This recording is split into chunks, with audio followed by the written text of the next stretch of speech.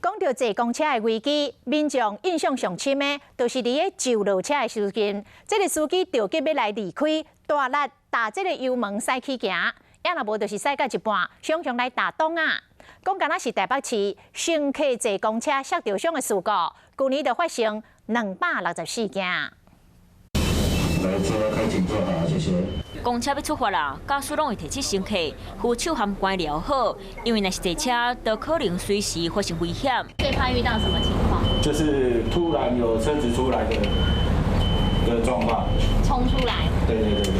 公车驾驶上惊的就是路的雄有车和民众走出来，有的是驾驶的惯势真歹，定甲洞打甲真大力，互抢在坐公车的坐伙人拢会惊。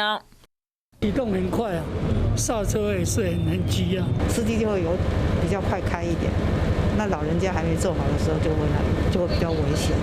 坐公车等于把家己安全交予公车驾驶，不过公车驾驶冇话要讲。危险的状况就是大部分就是有的乘客没有握好扶手，我们会提醒他那样子。